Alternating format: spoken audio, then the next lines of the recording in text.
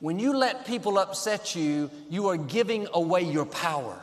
You are letting them control you. If they push this button, you get offended. That button, you get upset. This other button, they bait you into conflict. Why don't you turn those buttons off? Life is so much more freeing when you're not controlled by what people say. You're not offended when someone's upset.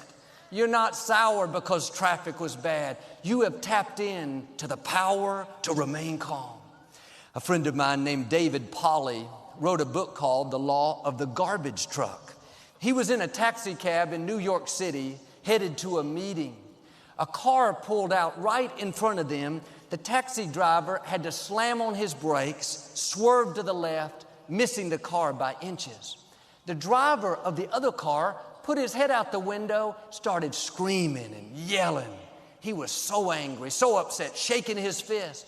The funny thing, it was his fault. The taxi driver just smiled, waved real big, and drove on. Didn't give it the time of day. David was in the back seat, and he was so impressed. He said, "That man almost totaled your car, almost sent us both to the hospital. I can't believe you didn't yell back at him. How did you keep your cool?" The taxi driver gave an insightful answer. He said, "I found many people are like garbage trucks. They go around full of anger, full of frustration, full of bitterness.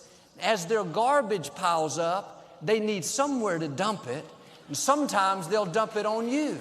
But you can't take it personally. It has nothing to do with you. Just smile, wish them well, and move on." Here's the key. Successful people don't let garbage trucks overtake their day. If someone dumps a load on you, don't get upset. If you make that mistake, you'll end up carrying around their garbage, and eventually you'll dump it on someone else. You have to keep your lid on. These days, many people are dumping frustration, disrespect, criticism, bitterness. We can't stop them from dumping it, but we can keep them from affecting us. Years ago, Victoria and I were at the airport. We were going through the security checkpoint. We put our bags on the x-ray machine. The security officer sent them both back and said, "You have liquids in there that you have to remove." Victoria said, "Oh yeah, I forgot to take my water out." Well, I thought he was only talking to Victoria, so I just stood there and didn't do anything. You would have thought I had committed a major crime.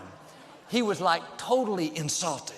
He practically screamed, "Sir, what are you doing standing there? I told you to open the bag and do it now."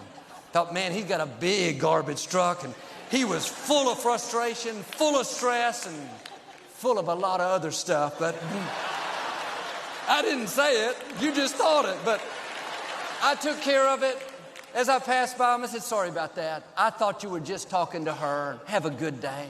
Didn't mean it, but at least I said it. But I thought to myself, I'm keeping my lid on. I don't need his garbage. I don't need that poison. We have enough things of our own to deal with. You don't need somebody else's bitterness, their sour attitude, their pressure. Keep your lid on tight. Let those things bounce off of you. Your destiny is too great.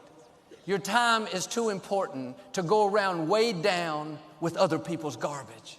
You can't keep it from coming, but you can keep it from getting